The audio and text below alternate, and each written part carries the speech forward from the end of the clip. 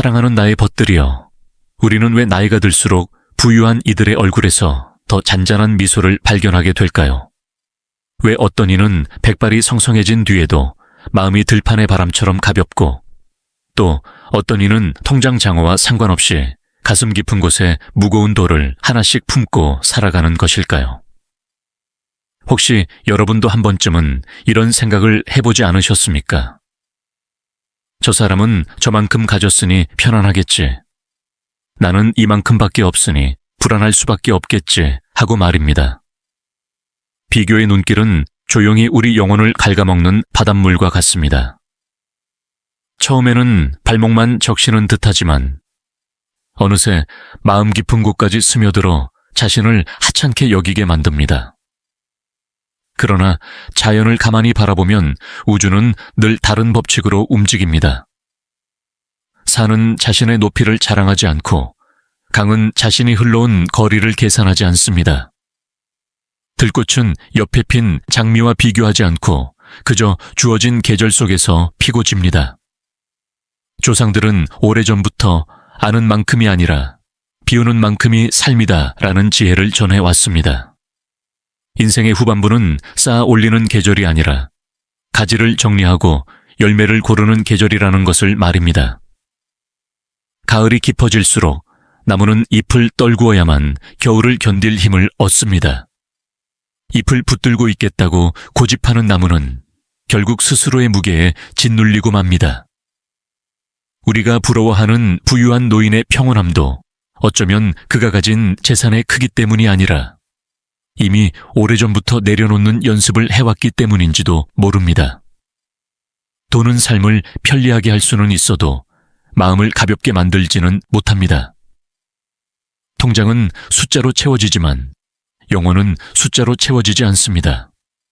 오히려 끝없는 비교와 욕망은 모래사장에 물을 붓는 일과 같아서 채우려 할수록 더 빨리 사라집니다.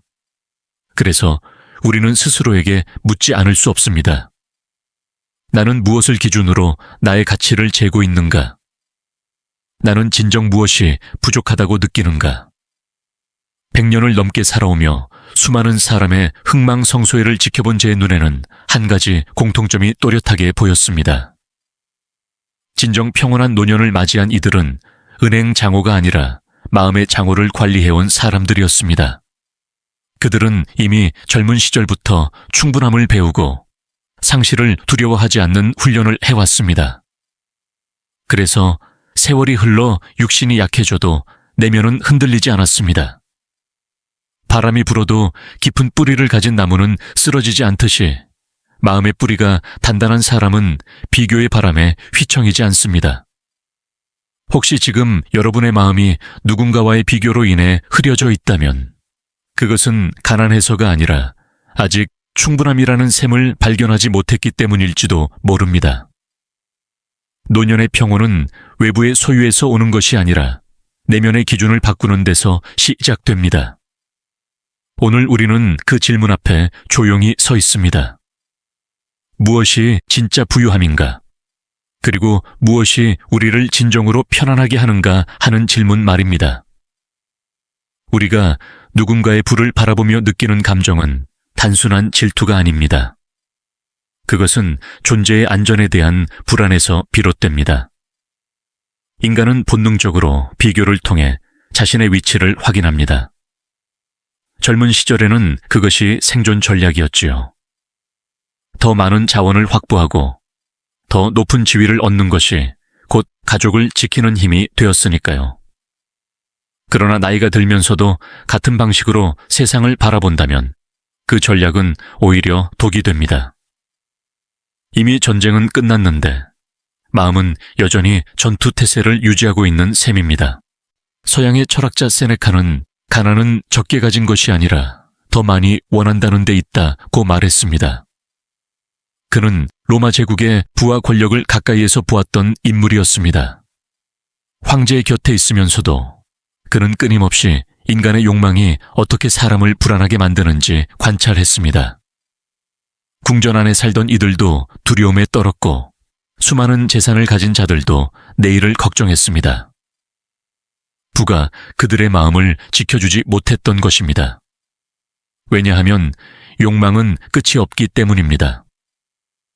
욕망은 사막의 모래바람과 같아서 한 번 일어나면 더 큰 바람을 부릅니다. 또 다른 예를 들어보겠습니다.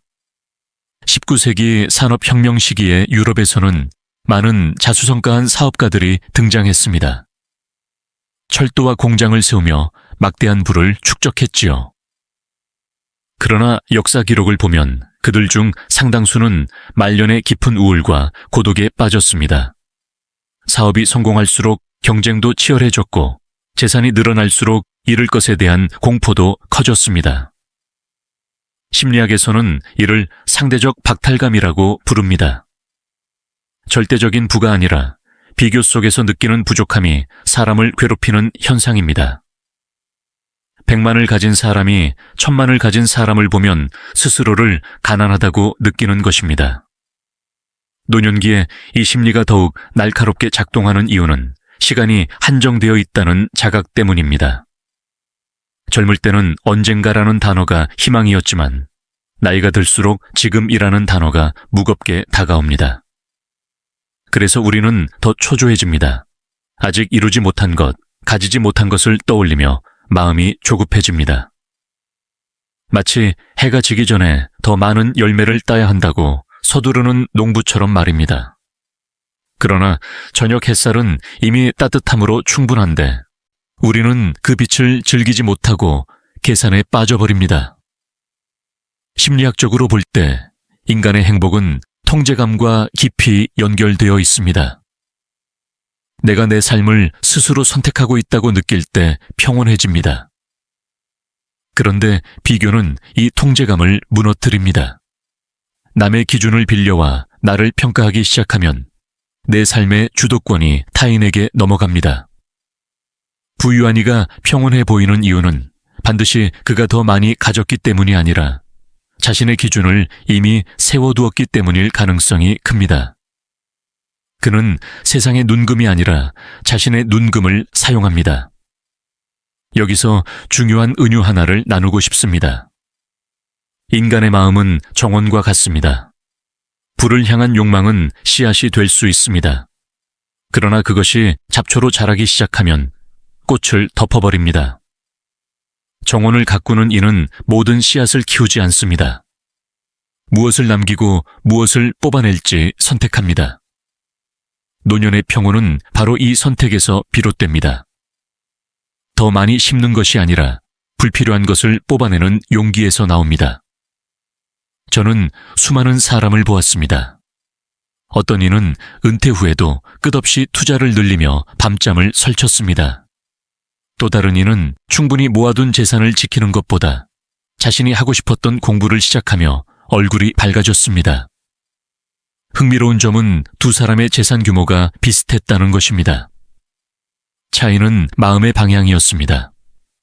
한 사람은 더 가지려는 긴장 속에 살았고 다른 한 사람은 이미 가진 것의 의미를 음미하며 살았습니다. 우리는 종종 부유함을 외형에서 찾습니다. 그러나 진짜 차이는 내면의 구조에 있습니다. 자신이 가진 것에 의미를 부여할 수 있는 능력, 그리고 잃어도 자신이 무너지지 않는다는 확신. 이것이 노년의 품격을 만듭니다.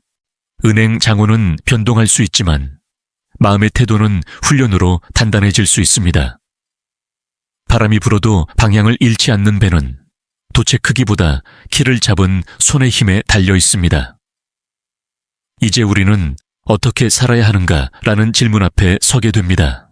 평온이 단순히 운이나 환경의 결과가 아니라면 그것은 분명 연습과 태도의 문제일 것입니다. 노년의 품격을 결정하는 첫 번째 실천은 충분함을 선언하는 용기입니다. 많은 이들이 충분히 가지고 있으면서도 스스로에게 그 말을 해주지 못합니다. 아직도 더 모아야 한다고, 더 대비해야 한다고 스스로를 몰아붙입니다. 그러나 마음은 끊임없는 준비 상태에서 결코 쉼을 얻지 못합니다. 충분함은 숫자가 아니라 결단입니다. 이 정도면 나는 괜찮다 라고 말하는 순간 마음은 처음으로 긴장을 내려놓습니다. 이 선언은 현실을 외면하는 낙관이 아닙니다. 오히려 냉정한 인식 위에서 이루어져야 합니다. 내가 가진 자원, 나의 건강, 나의 인간관계를 객관적으로 바라보고 그 위에 내 삶의 기준을 세우는 것입니다. 젊은 시절의 목표와 같은 잣대를 노년에까지 끌고 오면 언제나 부족함만 보이게 됩니다. 봄에 맞는 씨앗이 있고 가을에 맞는 열매가 있습니다. 가을에 봄꽃을 피우려 애쓰는 것은 계절을 거스르는 일입니다. 노년은 확장의 계절이 아니라 정리와 숙성의 계절입니다. 그러므로 충분함을 인정하는 태도는 나이를 받아들이는 지혜이기도 합니다. 두 번째 실천은 놓아주는 연습입니다. 우리는 손에 쥔 것을 놓으면 모든 것이 사라질 것처럼 두려워합니다. 그러나 실은 반대입니다. 쥐고 있을수록 손은 굳어지고 결국 아무것도 느낄 수 없게 됩니다. 놓아주는 것은 포기가 아니라 순환에 참여하는 일입니다. 강물이 흐르지 않으면 썩듯이 소유도 흐르지 않으면 마음을 무겁게 합니다. 자녀에게 모든 재산을 넘기라는 뜻이 아닙니다. 다만 물질에 매달린 정체성을 내려놓으라는 의미입니다. 나는 얼마를 가진 사람이라는 생각 대신 나는 어떤 태도로 사는 사람인가를 묻는 것입니다. 이 두 가지 실천이 왜 인생의 품격을 결정할까요? 품격은 외부 평가가 아니라 자기 인식에서 비롯되기 때문입니다. 자신을 돈의 크기로 측정하는 사람은 잃는 순간 무너집니다. 그러나 자신의 가치를 태도와 성숙함에서 찾는 사람은 상황이 흔들려도 중심을 잃지 않습니다. 품격 있는 노년은 거창하지 않습니다. 식탁 위에 소박한 음식에도 감사하고 오래된 친구와의 대화에서 기쁨을 찾을 수 있는 마음입니다. 이것은 훈련을 통해 길러집니다. 매일 스스로에게 묻는 것입니다. 나는 지금 무엇을 더 쥐려고 애쓰고 있는가? 그것이 정말 나를 평온하게 하는가? 실천의 구체적인 방법을 말씀드리겠습니다. 하루에 한 번, 비교의 생각이 떠오를 때마다 그것을 기록해 보십시오. 누구와 나를 비교했는지, 그 순간 어떤 감정이 일어났는지 적어보는 것입니다. 글로 적으면 생각은 구체화되고 감정은 객관화됩니다. 그러면 깨닫게 됩니다. 비교의 대부분은 실제 위협이 아니라 습관이라는 것을. 습관은 훈련으로 바꿀 수 있습니다. 비교 대신 감사의 목록을 적어보십시오. 오늘 내가 누릴 수 있었던 작은 안정, 작은 기쁨을 세어보는 것입니다. 처음에는 어색하지만 점차 마음의 시선이 달라집니다. 또 하나의 연습은 미래에 대한 계산을 줄이는 것입니다. 노년의 불안은 대개 먼 미래의 가정에서 시작됩니다. 만약 병이 들면, 만약 돈이 모자라면, 만약 자녀가 나를 돌보지 않으면 하는 생각들입니다. 물론 준비는 필요합니다. 그러나 지나친 가정은 현재를 빼앗습니다. 오늘의 햇빛을 즐기지 못한 채 아직 오지 않은 비를 걱정하는 셈입니다. 하루를 단위로 사는 연습을 해보십시오. 오늘 할 수 있는 것에 집중하고 오늘 누릴 수 있는 평온을 충분히 음미하는 것입니다. 그러면 미래는 생각보다 위협적이지 않게 느껴집니다.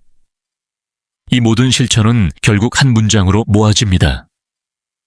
아는 만큼이 아니라 비우는 만큼이 부유해진다는 사실입니다. 충분함을 선언하고 집착을 내려놓는 사람은 마음에 공간이 생깁니다. 그 공간에 평온이 자리 잡습니다. 노년의 진짜 부는 그 공간에서 빛납니다. 그 빛은 은은하지만 오래갑니다. 금빛 노을처럼 과시하지 않지만 깊은 온기를 남깁니다. 마음이 충분함을 배우고 놓아주는 연습을 시작했다면 이제 우리는 또 다른 차원으로 나아가야 합니다. 그것은 자기 존엄을 재정의하는 일입니다. 많은 분들이 노년에 이르러 스스로의 가치를 여전히 생산성과 소유에서 찾으려 합니다. 그러나 은퇴 이후에도 같은 기준을 붙들고 있으면 마음은 끊임없이 줄어드는 그래프를 바라보는 투자자처럼 불안해집니다. 수입은 줄고 역할은 줄고 세상의 관심도 줄어드는 듯 보입니다. 그때 우리는 자신이 작아졌다고 착각합니다. 그러나 자연은 다르게 말합니다. 나무는 키가 자라지 않는다고 해서 죽은 것이 아닙니다. 오히려 속이 단단해지고 나이테가 깊어집니다.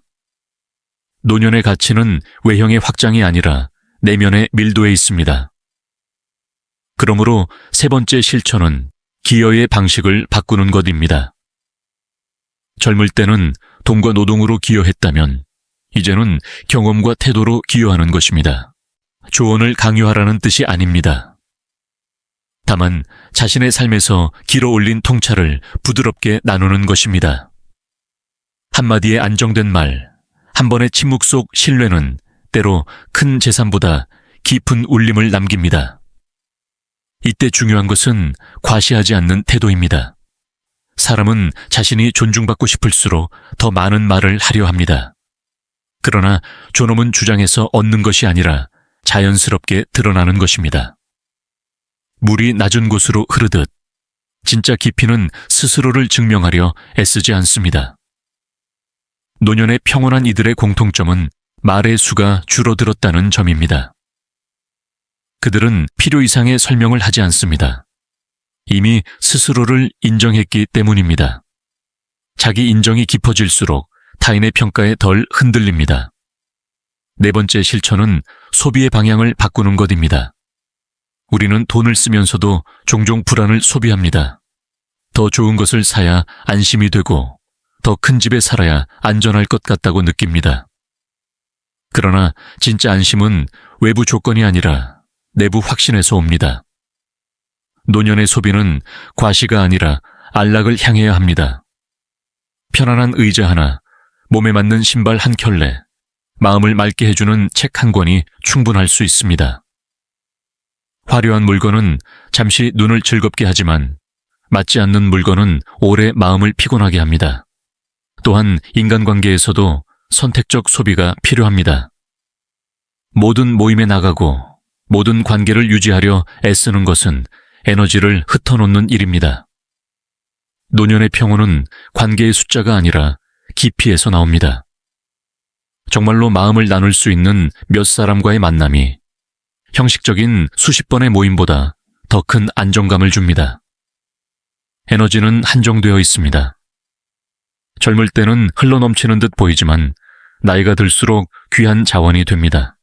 그 귀한 자원을 어디에 쓰는지에 따라 노년의 얼굴빛이 달라집니다. 여기서 우리는 자존감이라는 주제를 다시 바라보게 됩니다. 자존감은 내가 무엇을 가졌는가가 아니라 내가 나를 어떻게 대하는가에서 시작됩니다. 스스로를 늘 부족하다고 꾸짖는 사람은 많은 것을 가져도 평온하지 않습니다. 반대로 자신의 한계를 인정하고도 자신을 존중하는 사람은 비교적 적은 자원 속에서도 당당합니다.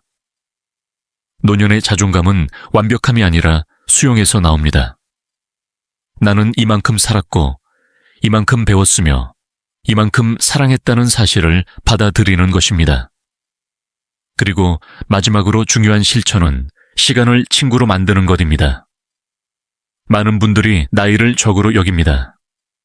주름이 늘고 체력이 줄어드는 것을 보며 시간을 원망합니다. 그러나 시간은 빼앗는 존재이면서 동시에 정화하는 존재입니다. 젊은 시절의 과오와 실패를 시간이 부드럽게 감싸줍니다. 만약 우리가 시간을 두려워하지 않고 동행자로 받아들인다면 매일의 하루는 잃어버린 기회가 아니라 완성되어가는 이야기의 한 장이 됩니다. 자기 존엄을 새롭게 정의하고 기여의 방식을 바꾸며 소비와 관계를 정리하고 시간을 적이 아닌 친구로 받아들이는 사람은 노년에 들어 더욱 안정됩니다. 그의 평온은 통장의 숫자와 무관하게 깊어집니다. 그것은 조용히 빛나는 등불과 같습니다. 바람이 불어도 쉽게 꺼지지 않는 이유는 불꽃이 크기 때문이 아니라 심지가 단단하기 때문입니다. 노년의 부는 바로 그 심지에 있습니다. 서울 외곽의 한 오래된 아파트 단지에서 김영수라는 68배 남자를 만난 적이 있습니다. 그는 한때 중경기업의 임원으로 일했고 은퇴 후에도 적지 않은 재산을 가지고 있었습니다. 겉으로 보기에는 부족함이 없어 보였지요. 그러나 그의 눈빛에는 늘 계산기가 돌아가고 있었습니다. 엘리베이터 안에서도 주식 시황을 확인했고 친구의 집을 방문해서도 집값 이야기를 꺼냈습니다. 어느 날 저녁 그는 오랜 친구 박정호와 마주 앉았습니다. 박정호는 영수 씨보다 형편이 넉넉하지 않았지만 얼굴에 잔잔한 미소가 번져 있었습니다. 자네는 걱정이 없나? 요즘 경기가 이 모양인데. 영수 씨가 물었습니다. 정호 씨는 잠시 찻잔을 내려놓으며 고개를 기울였습니다. 걱정이 왜 없겠나. 다만 내가 쥐고 있는 것보다 놓을 수 있는 게 더 많아졌다는 걸 알게 되었지. 그 말에 영수 씨의 눈썹이 미묘하게 흔들렸습니다. 그는 의자의 등을 기대며 한숨을 쉬었습니다. 손가락은 무릎 위에서 조용히 두드리고 있었지요. 그 작은 움직임에는 불안이 스며 있었습니다. 재산은 많았지만 잃을지도 모른다는 생각이 그의 마음을 늘 긴장시키고 있었습니다. 반면 정호 씨의 어깨는 부드럽게 내려와 있었습니다. 그는 자신의 통장을 자랑하지도 미래를 장담하지도 않았습니다. 대신 요즘 동네 도서관에서 아이들에게 책을 읽어준다는 이야기를 꺼냈습니다. 아이들 눈을 보면 말이야, 내가 살아온 세월이 헛되지 않았다는 생각이 들어. 그의 눈동자는 맑았습니다. 거기에는 계산이 아니라 의미가 자리 잡고 있었습니다. 또 다른 인물로 이순자라는 72의 여성을 떠올려 봅니다. 그녀는 평생을 자녀 교육에 헌신했습니다. 자녀들은 해외에서 성공했고 큰 집과 자동차를 마련해 주었습니다. 그러나 순자 씨는 늘 마음이 허전했습니다. 친구 모임에서 우리 애는 외국에 있어 라며 자랑하듯 말했지만 집으로 돌아오면 텅 빈 거실이 크게 느껴졌습니다. 어느 날 딸과 영상 통화를 하던 중 순자 씨는 무심코 이렇게 말했습니다. 엄마는 이제 필요 없는 사람 같구나. 화면 속 딸은 당황한 표정을 지었습니다. 엄마, 왜 그런 말씀을 하세요? 저희는 늘 엄마가 자랑스러워요. 그러나 그 말은 순자 씨의 마음 깊은 곳까지 닿지 못했습니다. 그녀의 손은 통화가 끝난 뒤에도 한참 동안 휴대폰을 붙들고 있었습니다. 눈빛에는 인정받고 싶다는 갈망이 담겨 있었습니다. 이와 달리 같은 동네의 최민호, 65의 남자는 조금 달랐습니다. 그는 작은 연금을 받으며 살았고 집도 크지 않았습니다. 하지만 매일 아침 공원을 걸으며 이웃들에게 먼저 인사를 건넸습니다. 어느 날 벤치에 앉아 영수 씨와 대화를 나누게 되었지요. 민호 씨는 요즘 걱정 없습니까? 영수 씨가 물었습니다. 민호 씨는 웃으며 대답했습니다. 걱정은 바람 같지요. 막으려 하면 더 세게 불고 지나가도록 두면 잠잠해집니다. 그의 말투는 과장되지 않았습니다. 몸짓도 크지 않았습니다. 다만 시선이 안정되어 있었습니다. 그는 자신의 부족함을 숨기지 않았고 남의 풍요를 부러워하지도 않았습니다. 오히려 자신이 누릴 수 있는 작은 자유를 즐기고 있었습니다. 아침 햇살을 맞으며 걷는 시간, 오래된 친구와의 소박한 점심, 손주에게 보내는 짧은 편지. 그것이 그의 하루를 채웠습니다. 이 세 사람의 차이는 재산의 크기에서 비롯된 것이 아니었습니다. 영수 씨는 가진 것이 많았지만 마음은 늘 경계 상태였습니다. 순자 씨는 자녀의 성공을 자신의 가치로 삼았기에 공허함을 느꼈습니다. 반면 정호 씨와 민호 씨는 이미 자신의 존재를 인정하고 있었습니다. 눈빛의 방향이 달랐습니다. 전자는 밖을 향해 있었고 후자는 안을 향해 있었습니다. 심리적으로 보면 영수 씨의 손가락 두드림은 통제 상실에 대한 두려움의 표현이었습니다. 순자 씨의 휴대폰을 놓지 못하는 모습은 관계에 대한 의존의 신호였습니다. 그러나 정호 씨의 차분한 어깨와 민호 씨의 느린 걸음은 자기 수용의 상징이었습니다. 그들은 외부의 변화가 자신의 중심을 흔들지 못하도록 이미 뿌리를 내리고 있었습니다. 우리는 이들의 모습을 통해 스스로를 비춰볼 수 있습니다. 나는 어떤 눈빛으로 세상을 바라보고 있는가? 나는 무엇을 붙들고 있으며 무엇을 놓지 못하고 있는가? 노년의 평온은 겉으로 드러나는 재산이 아니라 몸짓과 시선 속에서 먼저 드러납니다. 어깨가 편안한지, 숨이 고른지, 타인의 성공을 들었을 때 마음이 흔들리는지 스스로에게 물어보아야 합니다. 마음이 부유한 사람은 비교의 파도 속에서도 가라앉지 않습니다. 그는 잔잔한 호수처럼 스스로를 비춥니다. 그리고 그 고요함은 주변 사람들에게도 전해집니다. 영수 씨가 언젠가 계산기를 내려놓고 순자 씨가 자신의 존재를 자녀의 성공과 분리해낼 수 있다면 그들의 얼굴빛도 달라질 것입니다. 평온은 소유의 결과가 아니라 태도의 결실이기 때문입니다. 사랑하는 벗들이여, 우리가 부유한 이들의 평온을 부러워했던 시간은 어쩌면 우리 안에 잠들어 있던 갈증을 일깨우는 과정이었는지도 모릅니다. 그러나 이제 우리는 조금 다른 시선으로 노년을 바라볼 수 있습니다.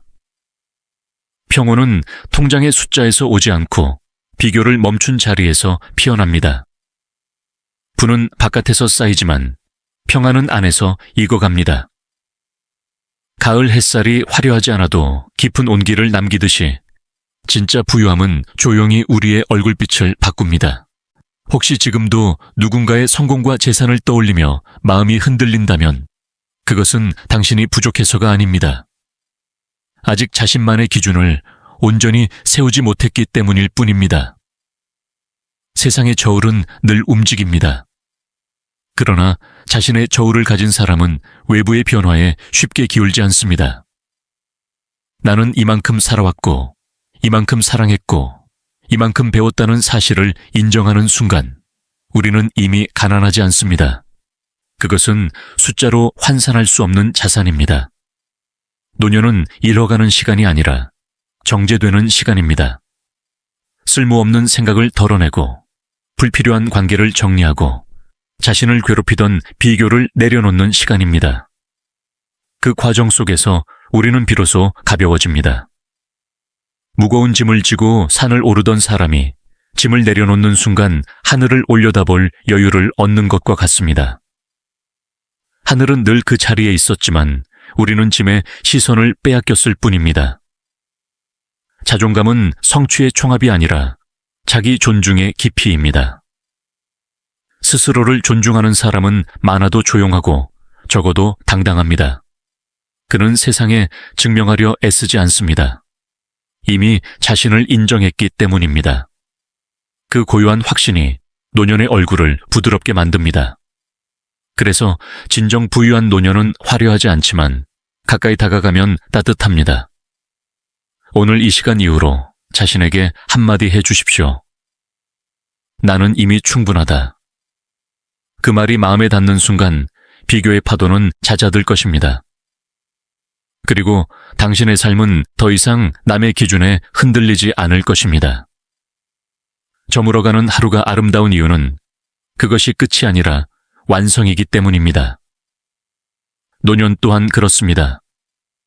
우리가 비우고 받아들일수록 삶은 더욱 맑고 깊어집니다. 평온은 멀리 있지 않습니다. 지금 이 자리, 당신의 가슴 안에서 이미 조용히 빛나고 있습니다.